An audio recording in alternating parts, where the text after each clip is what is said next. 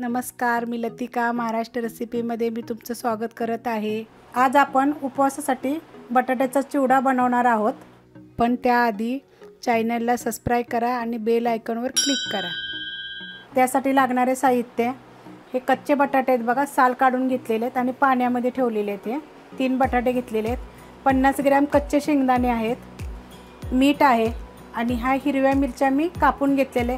ह्याच्या जागी तुम्ही मिरची पावडर जरी घेतली तरी चालेल। तर आता आपण बटाटे खिसून घेऊया। तर मी एका कढईमध्ये पाणी घेतलेलं आहे आणि खिसणी घेतलेली आहे। खिसणीला बघा ह्या साईडून बारीकवाला आहे आणि ह्या साईडून मोठंवाला आहे, जसं तुम्हाला जसं आवडेल तसं करा। तर मी थोडं बारीक पण करून बघणार आहे आणि मोठं पण करून बघणार आहे।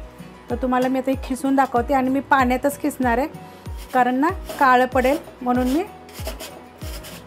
पाण्यामध्ये खिस करून बघते। आता बघूया आपण किती बारीक झालेले आहे। तर हे जास्तच बारीक होते, तर मी मोठ्या खिसणीने खिसते। आता ह्या खिसणीने आपण खिसूया किती,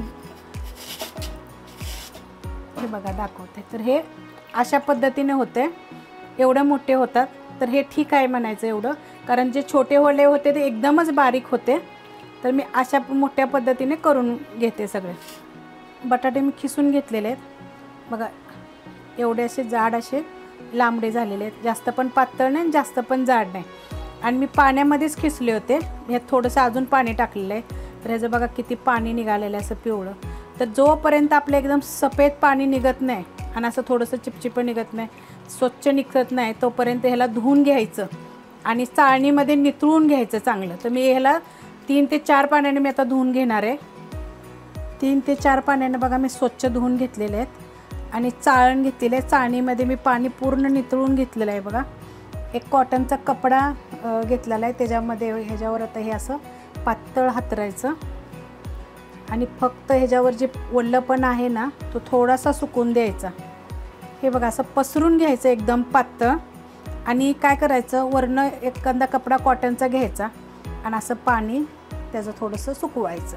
बस एकदम सुक्कं करायचं नाही आहे, म्हणजे तुम्ही म्हणाल की हे सुकवूनच घ्यायचे, असं काय नाही आहे। फक्त ह्याच्यात जी पाणी आहे आपण तेलात ह्याला तळणार आहे ना, म्हणून थोडंसं पाणी असं चोळून चोळून घ्यायचं, काढून पुसायचं चांगलं। जेवढं तुम्ही ह्याचं पाणी काढाल ना तेवढे कडक आणि छान असे लागतात ना। तुम्ही मग चिवडा खाऊन बघा। पाणी हे खिसाचं बघा पूर्ण सुकलेलं आहे, पाणी लागत नाही आपल्या हाताला। जर पाणी लागत नाही असं सुकवायचं आहे। मी तेल गरम करत ठेवलेलं आहे कढईमध्ये, आपण गरम झालं आहे का बघूया। मी एक टाकून बघते, वर आलेलं आहे, तेल गरम झालेलं आहे। तर आपण बनवायला सुरुवात करूया। थोडं थोडं टाकून घेऊया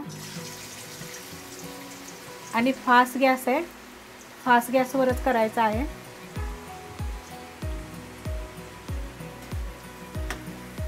हलवत राहायचं, असं चांगलं कडक असं तळून घ्यायचे आहे। हे बघा चांगलं तळून घेतलेलं आहे। आता मी काढून घेते, जरा तळायला वेळ लागतो।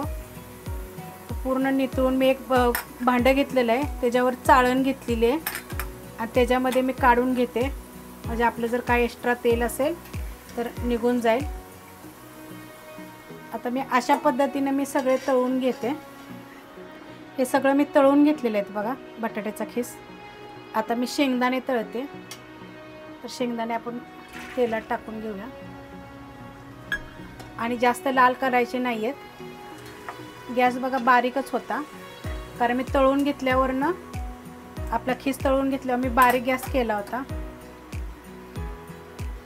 शेंगदाणे आपण भाजले आहेत बघा, असे भाजायचे, कारण शेंगदाणे फुटले की नाही हे काढून घ्यायचे, जास्त लाल करायचे नाही, कडवट लागतात, खायला चांगले लागत नाहीत। शेंगदाणे बघा मी काढून घेतलेले आहे। मग असे आपण खीस बी तळल्यानंतर हे आपण चाळणीतच ठेवलं होतं, तर बघा एवढंसं तेल, फक्त जास्त काय खिसाला तेल राहत नाही आहे। आता मी कढईमधलं तेल काढून घेते आणि मग ह्याच्यामध्ये तुम्हाला दाखवते करून। तेल मी कढईमधलं बघा सगळं काढून घेतलेलं आहे आणि त्यात थोडंसं तेल आहे, तर तेवढ्या तेलातच आपण मिरच्या भाजून घ्यायच्या। जर मी तेलात जर ह्या टाकल्या असत्या ना तर अंगा उडल्या असत्या।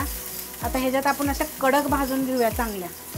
मिरच्या बघा मी चांगल्या भाजलेल्या आहेत, एकदम कडक, आणि एकदम थोडंसं तेल होतं कढईमध्ये, त्यातच मी भाजून घेतलेलं आहे। आता ह्याच्यामध्ये आपण चिवडा टाकून घेऊया. ह्या ठसकतात बरं का मिरच्या, पण जास्त तेलकट नको आहे म्हणून मी तशा भाजून घेतलेल्या. आणि तेलात जर टाकल्या असत्या तर त्या उडल्या असत्या, फुटल्या असत्या मिरच्या. लांबड्या जर चिरल्या तर अजून छान लागतात. आपण मीठ टाकून घेऊया. हिरव्या मिरच्या टाकण्यापेक्षा जर तुम्ही लाल मिरची पावडर जर टाकली घरी बनवलेली उपवासासाठी ते छान लागल. हे चांगलं मिक्स करून घेऊया आपण. 5 मिनटं बघा मी एकसारखं हलवून घेतलेलं आहे, चांगलं मिक्स केलेलं आहे. गॅस आता मी बंद करते आणि कढईमध्येच ठेवते, म्हणजे कडकपणा चांगला राहील. हा एकदम 8 दिवस तुमचा हा चिवडा राहणार आहे. जर तुम्हाला माझ्या रेसिपी जर आवडल्या तर प्लीज लाईक करा, सबस्क्राईब करा, कमेंट करा आणि शेअर बी करा.